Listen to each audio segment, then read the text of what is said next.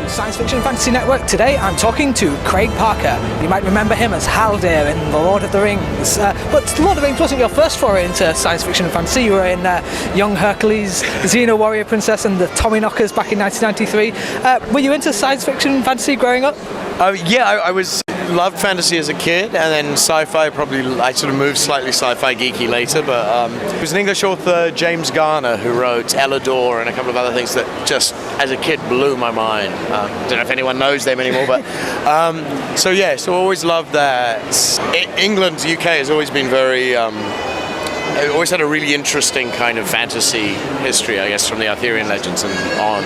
And then later it was like cool sci-fi, lasers, guns, pew, pew, pew, stuff like that. How did you become an actor? Where did you first get the bug, as they say? I don't know. I think as a kid it fascinated me. I remember the very first play I saw was Peter Pan, and it was in Fiji, so at Suva Playhouse. This was like 1975 or something, so I imagine the flying in it. They did fly, but I imagine it was like big ropes, and it wasn't particularly high tech, but as a kid it was the most magical thing, seeing people on stage just fly. So I think that's where I first became fascinated in theatre, but later through school was sort of in plays, and then did drama right through my high school, so I guess so coming on to everything else.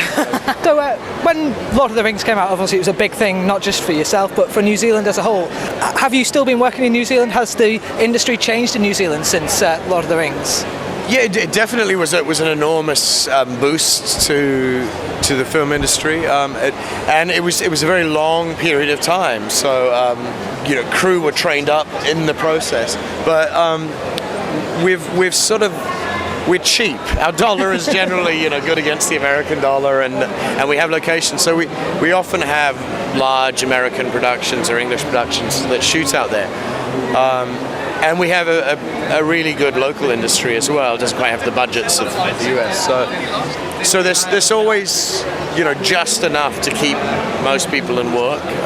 It allowed a lot of crew to work with really big toys, and all budget does really is give you more time and slightly fancier toys to play with. When you got the part in The Lord of the Rings, were you familiar with Tolkien, or did you dive into it when you got the part? I dived into the books once I got the part. I think I better know this, but I had worked with Peter a few years earlier on the script. So I wasn't writing the scripts, but Philippa, Fran, Peter, and Stephen were putting the scripts together, and then we recorded them as a radio play, so they could piece them together as a sort of animated look, a first previs of the film.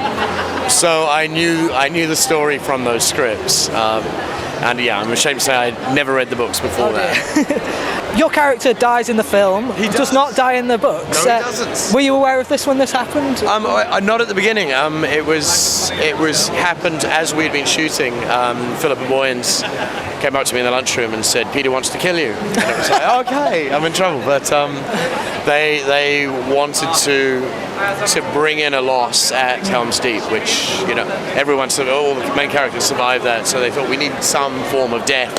And it was like, it got to be me. But you did come back, you did some voiceovers in Return of the King as well, didn't you? Yeah, I got to play a few different people. I think Gothmog and they all have names that I can't remember now.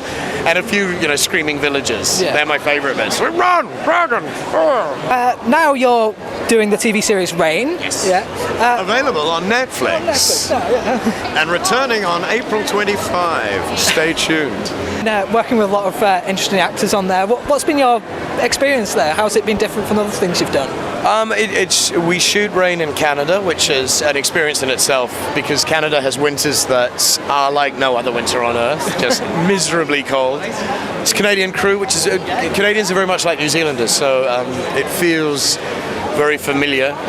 Wonderful cast, which is sort of made up of a few Australians, English, Canadians, a couple of Americans now, but we didn't initially. It's been such a lovely experience, and it's quite a sort of English show, so it's not having to do silly American accents, which I hate doing. Not that American accents are silly, just they sound silly to me. A gorgeous experience, actually. Other than Rain, what are you working on now? What's next for you? Still Rain. We've just finished season 3. We've been shooting in Ireland, doing some location stuff. So we finished that last week. We have a break, and we've been picked up for another season. So we go again start shooting, I think, in June.